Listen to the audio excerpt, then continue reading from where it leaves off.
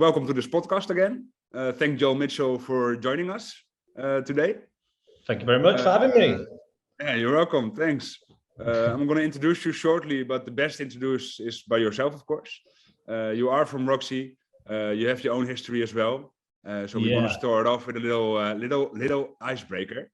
But good to know before we start is that the topic of today is really staging experiences with great staff. I think Roxy is doing that excellent, and I would love to hear more about that. I think this is the 6th or 7th podcast right now, so we're heading into more insight for the leisure market. That's why it's called Let's Talk Leisure. Things that are important and happening right now. Are you ready? Are you ready to start off? Let's go for it. Awesome. Well, again, thanks for being here. I'm going to start off with the first question, a little teaser before we head into Roxy, of course. But you personally, what's your signature move as a bartender? And could you tell us a little bit history of why I asked this question? Yeah, I mean, I haven't been a bartender for about, close to 10 years was probably the last time I was behind a bar. Is it now?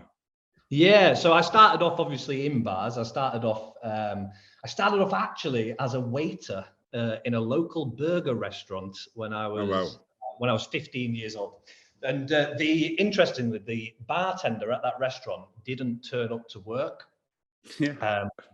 And the manager at the time was like, "Oh, well, you go, but you can't take any payments because you're under 18. You can't serve these drinks to the tables because you're under 18, blah, blah, blah." And so I just stood behind and I just made the drinks, which is what now we know that as working behind a service bar. And I loved it. Absolutely straight away loved it. I thought it was amazing. I thought it was a lot better than going around and answering. And this was your first day? That was about 2 or 3 weeks in to being a busboy, just clearing plates. I went from clearing plates to making caprinas within 2 weeks, which was pretty mad at the time. But I always I used to always make a mean old fashioned. That was my signature. Yeah. Apart from that, I worked in many different types of bars. So the ones where you had your regulars, and then there was the ones that were a little bit more corporate based. And so you liked it? Yeah, I did. I loved it. Yeah, it really got me into the hospitality world. I did it before university, throughout university, and after university. It's been a big part of my life ever since. And now, obviously, I work within branding and marketing and sales. Still within that same hospitality world, and I think it's important to have that operational style background in order to be able to make the right decisions now. But always that's probably the best advice is always pick a cocktail, do it the best, and you'll go. So once more, which one is it? Mine was the old fashioned because I loved. And what's the recipe of that? Because I'm not the best cocktail maker, I can tell you that. Everyone makes it a little bit different, but mine's brown sugar at the bottom with some Angostura bitters. Mix it in there, and then slowly pour in 50 ml of your chosen bourbon. So whichever company is paying you the money to put it into the old fashioned is what you use. I can taste it already. Big slice of orange peel. Give it a little twist, and serve on ice. And then the perfect glass as well. Awesome. Cool. Yeah. Better look in the glass, better the cocktail tastes. Weirdly. Yeah. Great story though. So you started off with this as a side job, you say, right? Then you studied. What did you do? I actually studied history and politics. Is it now? Yeah, which is absolutely nothing to do with the career I've chosen in the end. But like others, university to me was just to get out of the town where I grew up, and it was my sort of window ticket really to move into a big city. So I really did it for that. I mean, I knew pretty early on I probably wasn't going to do anything within the history and politics field, but I enjoyed it. It was fun. I met a lot of fun people. I managed to work in some of the best bars and work my way up through the management teams, and then obviously this is where I've ended up today. So I wouldn't change it. It sounds like a good journey. Yeah. What did Steve Jobs say? He says when you're looking back, you can join the dots or something along those lines. Yeah, you can connect them. Yeah, I was not able to connect any dots when I was starting, but now I can connect indeed. Yeah. Right. Okay. Yeah. And you already told me a little bit, right? But how do these kind of things add to the experience that are delivered at leisure venues? And I mean, maybe not so much your signature cocktail, of course, but your experience that you had as a side job / your university that you did. Did it add value to what you do right now? If you can connect the dots on a later stage. Yeah, correct. I mean, it depends how you really look at that. So the sector that I'm in right now is actually called the competitive socializing sector. We need to hashtag that. Yeah. So there's lots of different people within that sector at the moment. Some of them only do one game. Some of them do multiple gaming. We're in this multiple gaming camp over here at Roxy. So the whole thing is about the customer experience. Now, no matter what bar you work in, or what restaurant, or even if you work in retail, probably 90% of what you are actually doing on a day-to-day basis is enhancing a customer experience. So it always runs through, no matter what part of leisure you are actually in. Customer experience is always the key driver to people coming back. And if they come back, they spend more money, and they spend more money, you can build more bars, and so on and so on. The cycle continues. So yeah, I think just working in any kind of customer facing job sort of sets you up for any part of the leisure experience. Yeah. So then, if I understand this correctly, and please correct me if I'm wrong. So you say, do you actually then also say the product doesn't always? The product matters. But you say the customer experience even matters more, right? So the whole... Yeah, but the product and the customer experience are pretty tightly connected. I mean, if we, let's take, for instance, one of our games is pool. So just normal 9-ball American pool.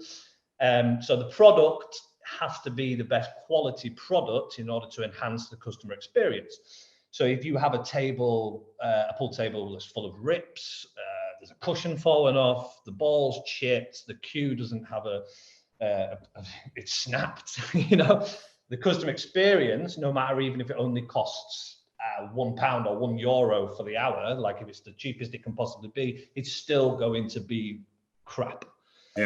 So the customer experience is literally an overlay of every other thing that comes within the business. Now, what I was saying before was the customer experience from bartender to customer is a different, but we'll probably talk about that kind of how you hire people to do that probably later down in the podcast. Yeah, great. Okay, cool. Thanks for the explanation. And if you then look at what makes all this a great experience, right? That you talk about, and if you go into Roxy Leisure, of course.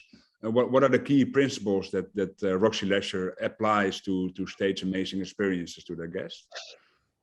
So we do quite a lot of surveying of our customers to try and find out, because anyone can stand here and say we're brilliant because, or we're crap because, or we can get better at this, or our customer thinks this. That we don't really know with any leisure industry. We don't really know unless we ask.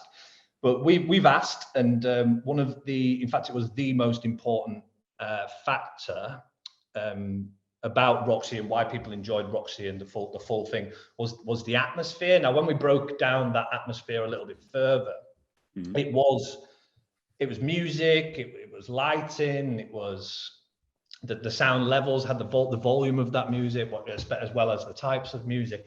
So for me, the key thing to get right is the atmosphere first. So I think the best way of doing this, imagine you've got a large venue and it's full of pool tables. So you've got pool table after pool table lined up, and people are playing these pool tables, but there's no music on and the lights are really, really bright. You can hear what this person's saying on this pool table. You can hear everything that's going on. There's a man over there eating crisps, and all you can hear is him eating crisps. Then that doesn't lend itself to being, even though that's exactly the same tables as what you would have in a different venue where the atmosphere is right, which one of those places would you rather be? Yeah. I would know. Yeah. At the end of the day, people think that, especially within this competitive socializing thing, we aren't aiming ourselves towards experts in those games.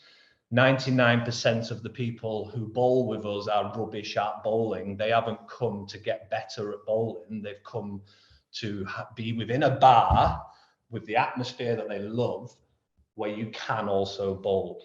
So and socialize with your friends or wherever you are. And socialize with your friends. Otherwise, they would be going to a professional bowling alley where there's people who teach you how to bowl.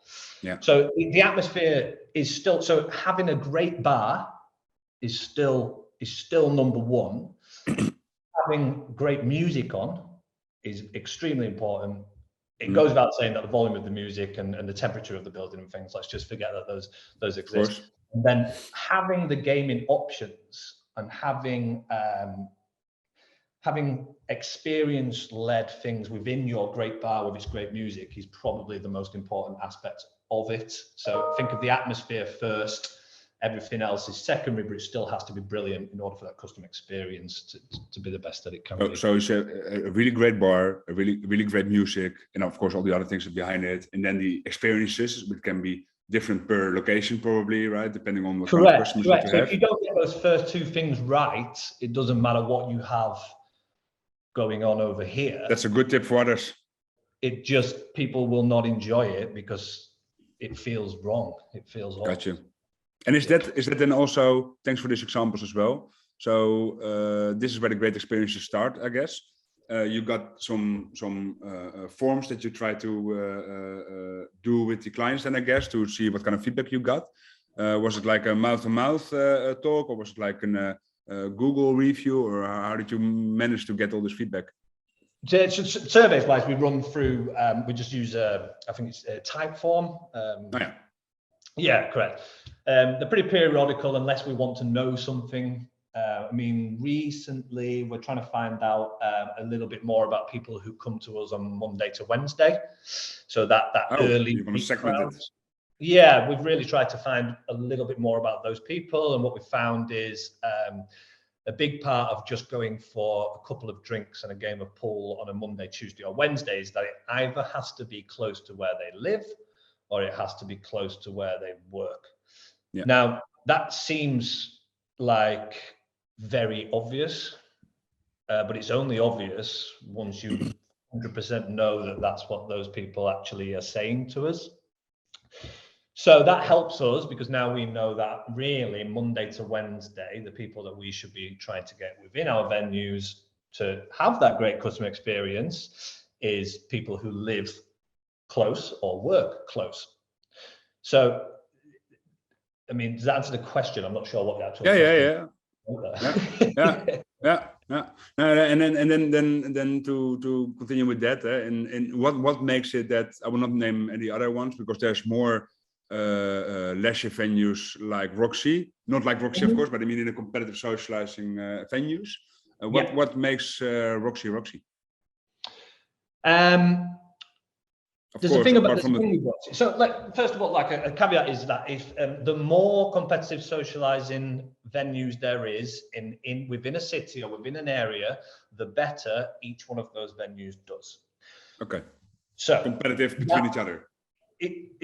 Even if the two venues have the same games, it still helps overall that they're there, and that's because competitive socializing, even though it's a bit of a buzz industry that people are really enjoying, to Joe Public is still, you know, they know their brand names before they know the cool places, and then they know exactly what competitive socializing actually is. I mean, there's games in there that people have never played before. I mean, there's your pub type favorites, and then there's games like we have ice curling. So we have ice curling rinks within one of the venues. So awesome. I can almost guarantee you, and we know because we've asked, that 99% of the population of people that we want to serve have never played ice curling in their life.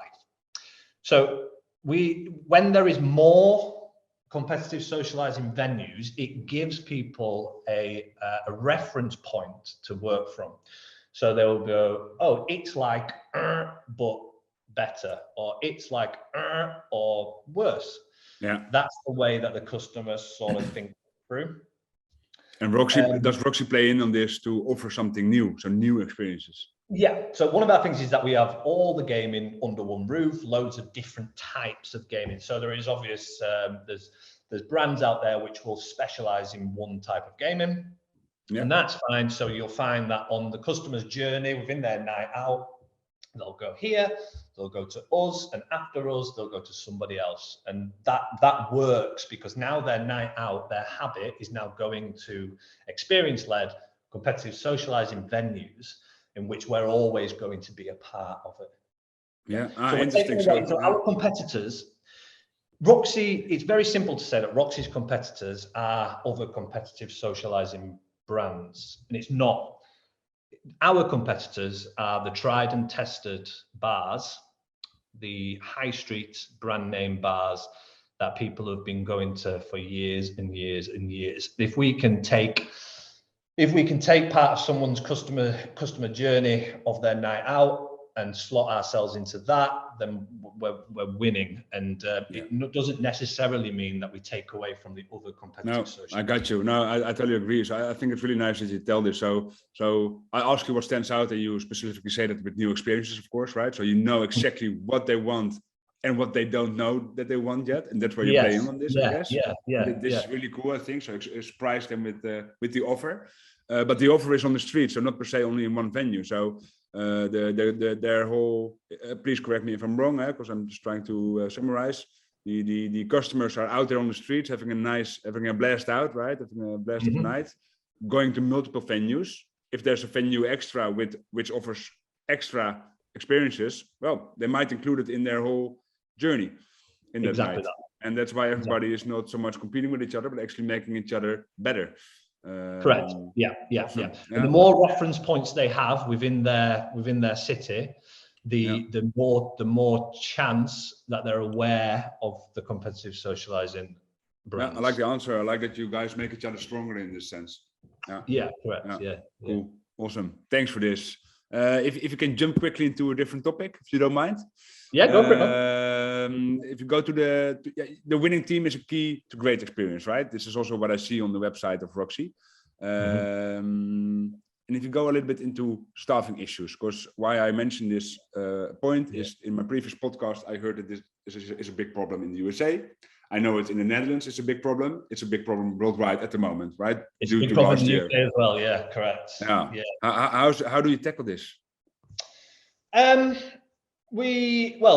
Culture for us is large. We're kind of lucky in the fact that we find that people want to work for us. That's good. Yeah, it is good. It is lucky, but we're still having the same issues as lots of other places have. You can gone of the days where you would have an open day and there'd be a queue of 50 people outside waiting for a 5-minute interview, and then you come back for the second one. It is a lot more now. I'm not saying we're still as choosy as we were in the past. We still demand sort of certain personality traits, but it's an issue, but maybe not for you. It is easing down. Yeah, great, good to hear. So times are turning in our favor again for the restaurant and bar business. Like for us, for instance, we pay we have an additional amount of money on November pay, and we have an additional amount of money on December pay. We can offer things. Okay, so take your normal bar. Let's just say it's a bar that does a little bit of food and cocktails. You might have staff drinks prices. Yeah. You might have 50% off food. I don't know. Like these are the sort of perks. Yeah. But for a Roxy, we can add in that third perk, which is free gaming whenever you want for you and your quite friend. Cool. Yeah, exactly. And that just again helps make a decision. That coupled with the fact that we pay extra in December, we pay extra in November, and that's so we can retain people through the busiest period and reward them for our busiest period as well. I think that's important. But actually, I sense there that you actually, so that maybe the trick is that you also make them part of your own experience that you're offering to the guests, so that they can experience the same thing. I've always been a big, we do something that, so it's based on staffing a little bit, but it's a bit of a spillover to why it helps with our staffing. So we've always done an industry package. So this isn't available to the wider world. You'll never see it yourself. It's literally that we go to these other people within the industry. So it's restaurants, bars, clubs, anything. And we have it's pretty much at cost.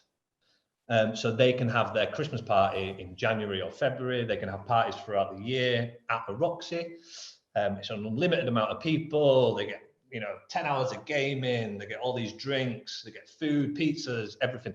And we purposely made it close to this cost price because we recognize quite early on that, say you yourself go to a restaurant and you're in a new city and you ask the way, you're paying your bill and you say, where's good for us to go now? Like, we just want to have a little chill out. We don't, we're not ready we don't want a big party. We just want to go somewhere that's pretty cool.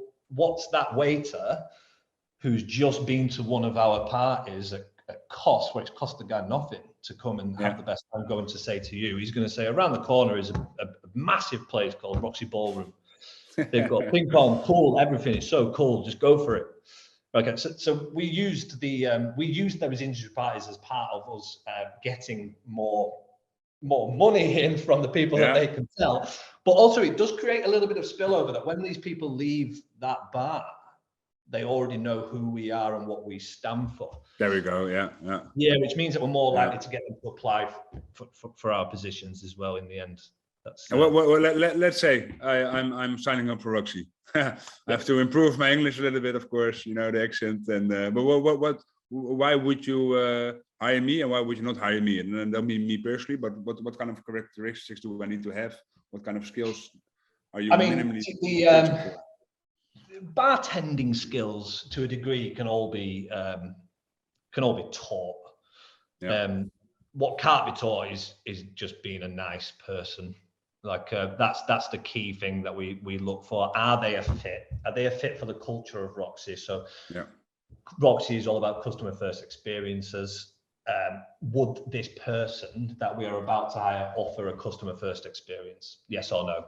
It's a simple. It's kind of a simple. That's the base. More of a and we don't make the snap decisions. We do second interviews and we do everything just to see. That for us is our most important thing. Are they a fit for the Roxy culture? Yeah. If they walk around, do they have a fun time with the guests? Yeah. Can they have a fun time with the guests, but also be professional while doing it? Yeah.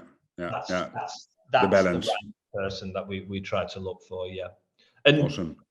Let's be honest, 99% of the world are that person. They most people don't go far in life if they're not a nice person. So that's true. Yeah. It's experience. It's related to experience again, right? So you can come to the perfect bar, but if there's a grumpy person behind it, last time I've been there. Yeah. Exactly. Awesome. If you go away from the staffing experience, because I think you're doing expanding great, and you're doing great there as well. But if you bring the playground to the bar itself, right? So what makes it so fun then to work at Roxy for people? What makes it fun for people to work at Roxy? I've worked behind the bar at Roxy a long time ago. What we do as well is at head office level. I don't know if you have this in the Netherlands, but in the UK we have a day, sometimes a whole weekend, that's called Mad Friday. Yeah. Essentially, it's the last night out before the Christmas cool down period. So it usually falls on the last Friday and Saturday before Christmas Day. So if Christmas Day is on a Wednesday, that Friday and Saturday would be mad, mental. Yeah, it's the time it's the time in the UK where all the people you only see once a year on Mad Friday, you see them all on that day. Like, people may have moved away, but they're coming home for Christmas, and that's when all the friends family thing starts. Yeah, and they're a big day for us because we're a perfect meeting spot, we're a perfect group spot, and we're a perfect party spot. So those three together equal, oh yeah, that's great for these people who only see each other once a year. Let's do it. Yeah. So at head office level, we go and we work on those Mad Fridays, it could just be collecting glasses, washing glasses. It could actually be behind the bar. We just get involved in everything of the operations. Yeah. So it's a hard question to answer, because why is working behind any bar fun? True. They're all fun. I mean, we don't allow drinking behind the bar and stuff like that. So it's not for those kind of reasons. The same atmosphere that the customer is feeling, we have to say must also be felt by the employee or by the staff member or by whoever. And that happens? It does happen, yeah. So if that's the answer, I guess. Buzzing on that side of the bar, it should be buzzing on this side of the bar. So that's actually the best answer you can give me. So as a client or as a guest, I have a great experience, and if I work at your place, I have the same experience, and I got paid. Yeah. Awesome. and what was the other question? Yeah. So if you look at Roxy Leisure itself, right, and well, we already talked what makes it unique. Could you explain me in maybe 2-3 minutes Roxy as a whole? Because I think you have Roxy Leisure, then you have the two brands split off, right? How if I am a person who knows something, who knows nothing about Roxy itself, how would you pitch it to me? What is Roxy? What does it do? Where should I go? So, I mean, you've already alluded to it a little bit, where it's the bringing the playground to the bar. Yeah. That's probably the best way. If you've never heard anything about what Roxy is, the best way me to describe it to you would be that, it's bringing the playground to the bar, and all the gaming is all under one roof. So we found that kind of nostalgia has a big part as well, after asking our customers. So very important. Very, very important. Yeah. So we found that the nostalgia actually plays quite a large part in. It's a difficult one for me to try and explain, because it is a feeling. No worries. Yeah. That's the difficult one. Yeah. It's a really emotive feeling, isn't it? Okay, so when I first started at Roxy, this is probably the best way of explaining. So when I first started at Roxy, I knew it was brilliant, but I didn't know why. Okay, gotcha. So I would walk into a venue and I would be wowed. And again, I didn't know why. So it's an amalgamation of lots and lots and lots of little things, and making sure our positioning is perfect at all times, that make us different and better than the rest. Yeah. So, describing Roxy, an alien that just comes down. It's a playground with a bar. It's a bar with a playground. We bring the playground to the bar. It's all the gaming, all under one roof, with fantastic music, an amazing bar, which I've already said about 15 times because it's very important. Yeah. And it makes you feel good. Yeah. You don't quite know why. Roxy makes you feel good. It's a little bit of a difference between everywhere else. In the early days, we found, so before COVID, we found that through observation, that you would very rarely see somebody on their phone within our venues. Since COVID, bit of a difference, because we've got ordering apps on tables and so on and so on. So the phones are out a lot more. It's hard to know what they're doing on their phone. You know what I mean? But before COVID, sorry, it was that was a major part of how we sort of looked at the brand itself. It was like, you can come here and there may be brands out there that are very, they're Instagrammable, the social clout of a picture within that venue, is it? What we found is that people actually were like, oh my God, I forgot to even take a picture of that because I was having too much fun. Yeah. The memories that you make, and they aren't structured, or they aren't set up by us in order for you to make the memories. The memories that you make are based off that hour that you spend on that pool table with those people, with you socializing with your phone in your pocket. Yeah, awesome. So then you also say, like, first of all, I think indeed you cannot explain the feeling, but you say that if you come in, the feeling is just right. Second of all, people have a great experience. and they don't have any hassle, right? So they don't have any hassles with ordering at the bar. Apparently, they do have a good time. They don't have to think about anything that doesn't work with the pool table or the new ice. What did you call it? The Ice curling, yeah. ice curling. Indeed, it just all works, so people can actually everything makes it suitable to concentrate on the socializing perspective. Correct. Yeah, it's lots of little, it's lots of little decisions that create this big feeling. That's the thing. I mean, the idea between people not going to the bar is because you pay for an hour. You're paying for an hour on a pool table. Why would you want to spend even 30 seconds of the hour that you've paid by waiting at a bar? No, you carry on playing. Someone brings that drink to you. I think that's that's the kind of way that we look at things from a bit sounds like an awesome business, though, eh? Yeah, thank you. Yeah.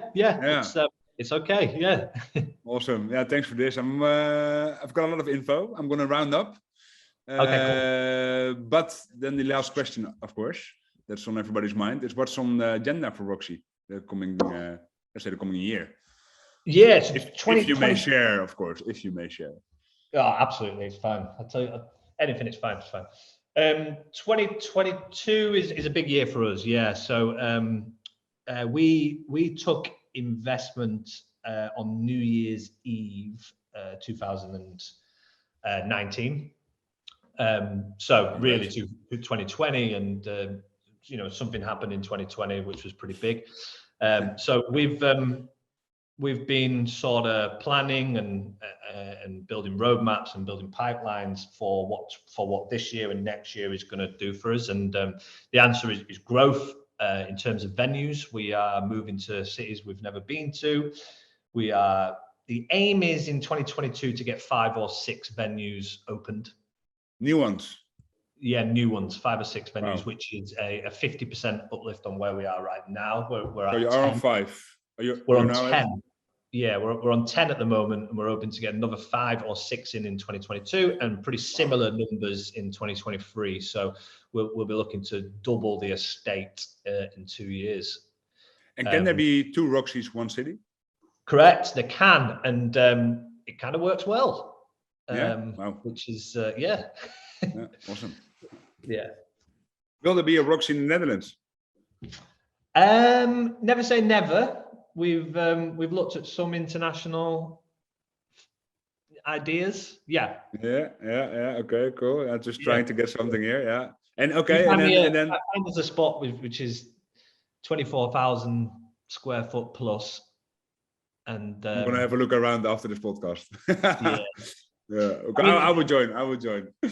There's another reason why 2022 is not just going to be big for us. It'll be big for a lot of leisure, and that's to do with these large. I don't know what it's like in the Netherlands, but in the UK, we've had a lot of our large retail outlet stores closed down through COVID. Yeah, likewise. And this has left a lot of real estate in high footfall areas. Which certainly helps us. I mean, we're going to be doing one in York, which was formerly a Top Man, which I don't know if you have that over there, Top Shop, Top Man. Which, not those ones, but I know them. Yeah. We've got one in Liverpool that used to be which was a BHS, which is a British Home Stores, which is again just a big department store. So yeah, but in the middle of the shopping center streets. Exactly, yeah. So you find yourself because competitive socializing is an experience as well as a bar, you can kind of make yourself a destination rather than part of a group of this street over here is where people go drinking. Okay, that's cool, but we're going to do it over here. And that's another reason is because those units, the actual units themselves are large enough in order to put 10 bowling lanes and 10 pool tables and 4 shuffleboard tables and a mini golf course. But does this mean that not only Roxy, but you actually give this advice / trend what's going on at the moment, right? So the retail is still booming, of course, online and offline it's still there, but some didn't make it, which is unfortunately. But the positive side effect, you say, I think, is then okay. But then there are some in the journey in the city. There's some missing pieces at the moment, and we can now go in there. And the people who own these buildings don't want these buildings to be empty for too long, because they're pressurized from a council or government perspective as well to fill those, because a high street with a closed shop is a bad high street, and they're trying to fill those. So there's a lot of incentives for operators to take these larger venues as well. So I think you'll see 2022, especially in the UK. I think we'll see the leisure industry itself really start to grow, and with that, the competitive socializing industry will grow alongside it. Awesome. Thanks for sharing this. What will be the first city?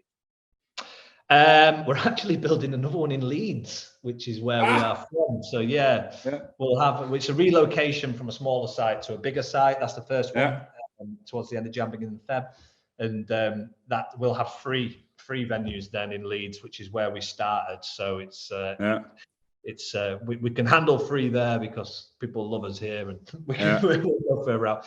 Then we're moving to Bristol and York, and we've got Edinburgh on the cards, and a couple more places which are still within the licensing. So I'll have to keep stum about that. But then we're moving up and down, left and right. We're doing it all next we week. We will try to keep track of the updates, and hopefully we speak to each other again once more. This was it, Joe. Thanks so much. Is there anything you would like to share or get off your chest while you have the chance now with the audience? Maybe a tip or trick or whatever? Oh, God. Talk to your customers. Done. Check. Got it. Appreciate it. Speak soon. Cheers, mate. Thank you.